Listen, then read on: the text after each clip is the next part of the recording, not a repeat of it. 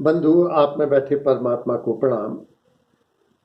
मानस आज के संदर्भ में गोस्वामी तुलसीदास जी ने, जो महाज्ञानी हैं, महापंडित हैं, महाकवि हैं, उन्होंने कुछ शिक्षाएं, सत्य, सिद्धांत, उपदेश दिए हैं, लेकिन वे कथा में पिरोकर बड़े सम्मोहक ढंग से प्रदर्शित किए हैं, जबकि दूसरे धर्म के लोगों में सीधी सपाट शिक्षाएं दी गई हैं, जिससे वे नीरस और उबाऊ हो गई हैं। लेकिन हमारे यहाँ कथा में अपने को समाहित कर उन्होंने शाश्वत सिद्धांतों की स्थापना की, सत्यों की उपना और शिक्षाएं दी।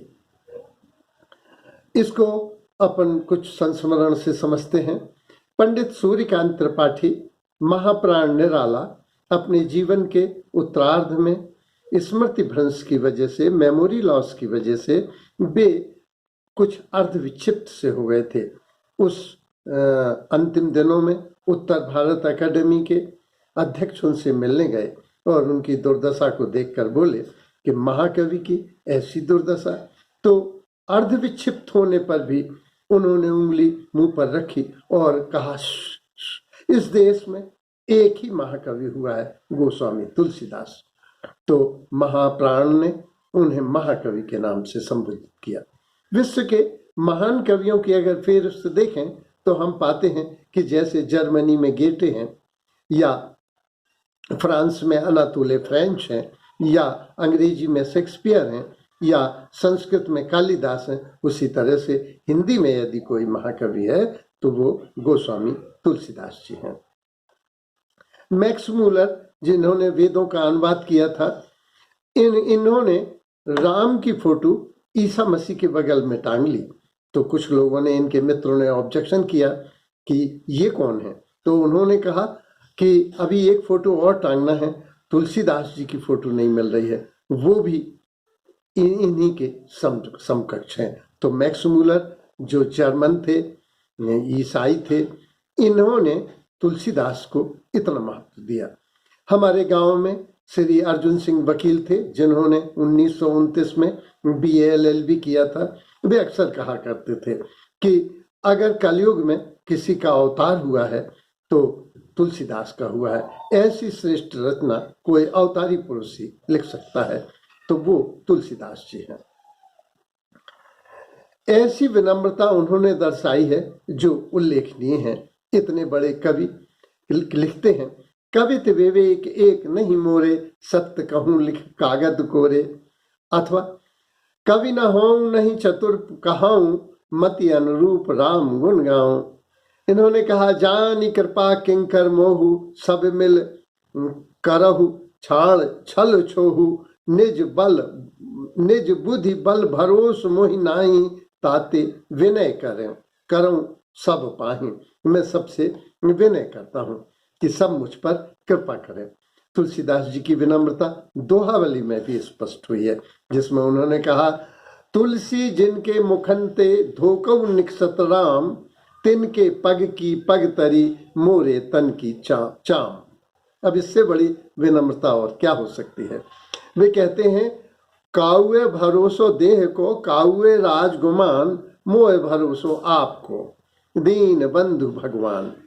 विनम्रता की पराकाष्ठा कविता बली में भी दिखाई देती है।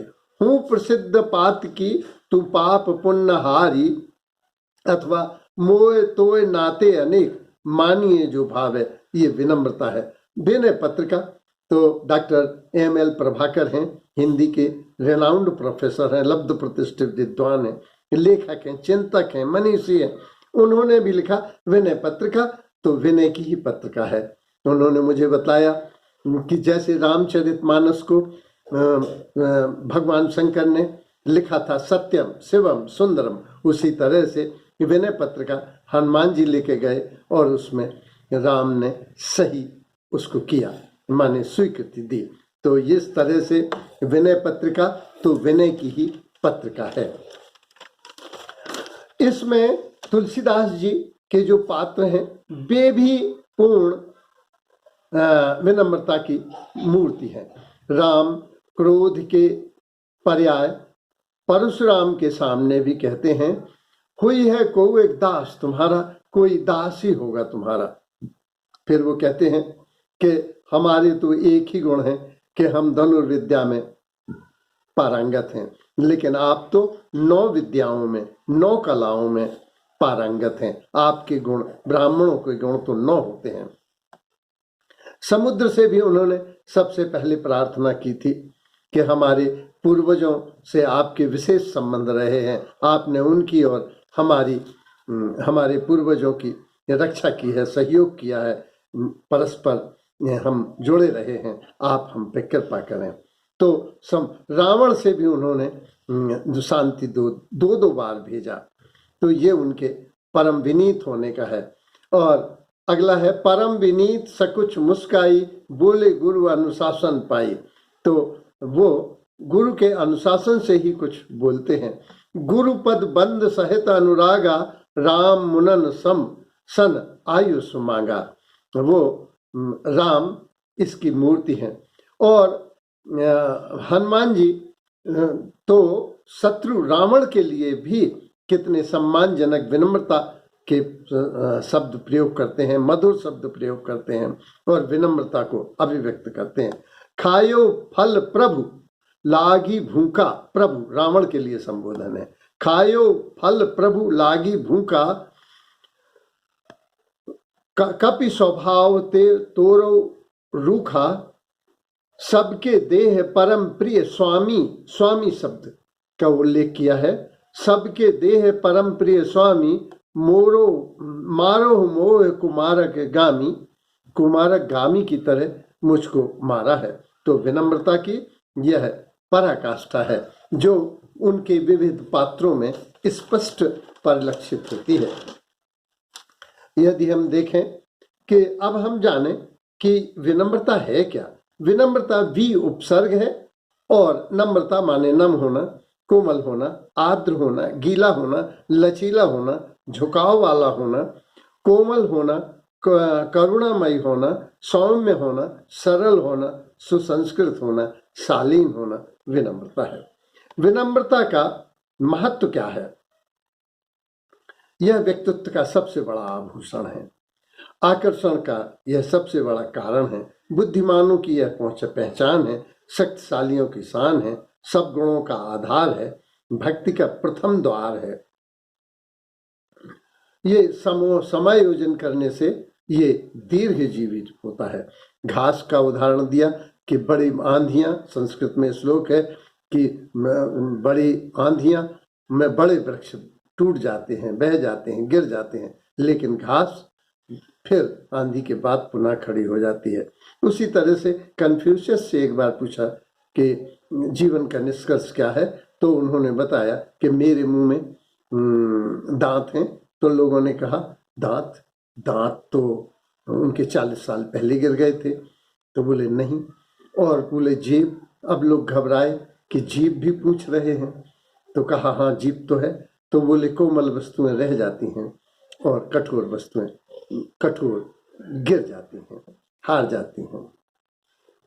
तो समायोजन की क्षमता की वजह से विनम्रता जीत जाती है, विनम्रता विजयी होती है। महाभारत की एक कथा है कि भीम ने, दुर्योधन ने और शिशुपाल ने युद्ध शुरू होने को था तो तपस्या की, भगवान प्रकट हुए और भगवान ने कहा कि मांगो क्या वर मांगते हो।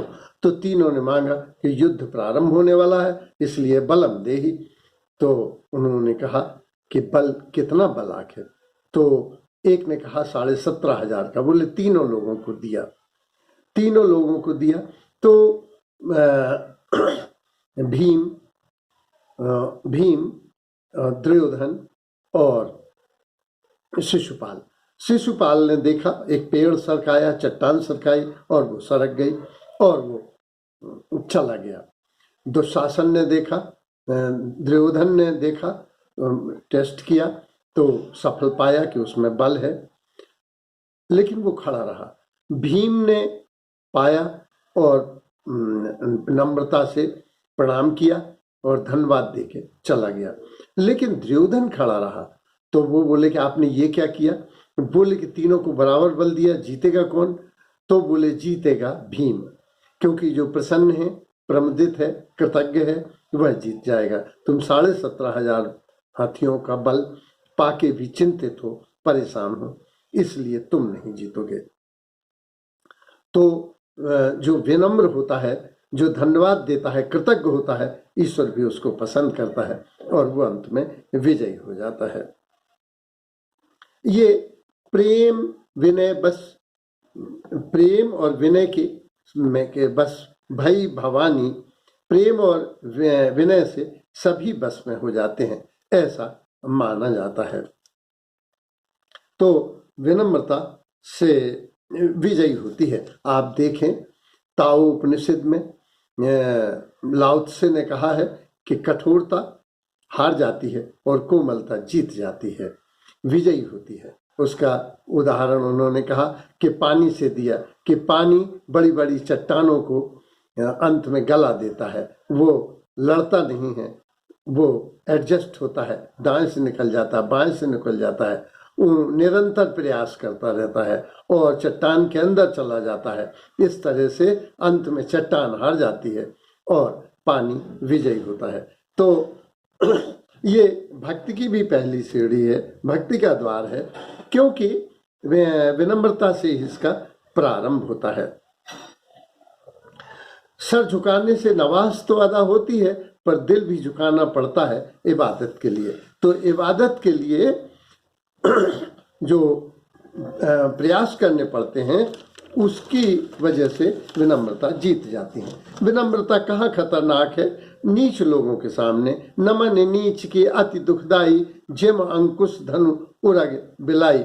ये नीच लोग अगर नमस्ते भी करते हैं, पैर भी छूते हैं, तो भी कष्टकारक हैं। ये इसी का उदाहरण है। रही मन ओछे नरनते, तजौ बैर और प्रीत, काटे चाटे स्वान के, दो ही भांति विपरीत। तो धूर्त लोगों के सामने या चापलूस लोगों के सामने, स्वार्थी लोगों के लिए, स्वार्थी लोगों के सामने ये विनम्रता जो है, ढोंगी लोगों के लिए ये विनम्रता खतरनाक है। वेश्या, वकील और बनिया अर्थात स्वार्थी लोगों से के पास ये खतरनाक हो जाती है। विनम्रता के कुछ वर्तमान में प्रकार पाए जाते हैं, जैसे प्रदर्शनकारी विनम्रता। आइए हम अपने को कुटिया दिखाएं, बस ये स्विमिंग पूल है, ये बच्चों के खेलने का ग्राउंड है और ये हमारा सोफा है। इस तरह से ये प्रदर्शनकारी विनम्रता है। ऊपरी विनम्रता है, अंदर अहंकार है। जैसे आपकी कृपा से बस 2 कारें हैं, आपकी कृपा से 3 बड़े बड़े मकान हैं, आपकी कृपा से, तो कह तो रहे हैं आपकी कृपा से, लेकिन ये विनम्रता केवल दिखावे की है। स्वागत सत्कार में, सम्मान में भी बनावटी विनम्रता का प्रवेश किया, ये भी बनावटी विनम्रता है। स्वार्थमयी विनम्रता है जो क्रय विक्रय के दौरान पाई जाती है। कुछ स्वार्थी लोगों की भी है, केवल दिखाने के लिए कि देखिए हमारा स्वभाव कितना महत्वपूर्ण है, हम बड़े दानी हैं, हमारा स्वभाव अच्छा है, हम सभी को समय देते हैं। ये प्रदर्शनकारी विनम्रता है। स्वभावगत भी होती है। बहुत से लोग स्वभाव से विनम्र होते हैं, वे अयोग्यों के, छोटों के सामने भी खड़े हो जाते हैं। ये स्वभावगत है। विनम्रता एक गुण है, महाश्रृंगार है। इसको विकसित करने के उपाय क्या है? हमें दूसरे के गुणों को स्वीकार करना चाहिए। जैसे ही दूसरे के गुणों को हम स्वीकार करते हैं, वह विनम्रता हम में आ जाती है।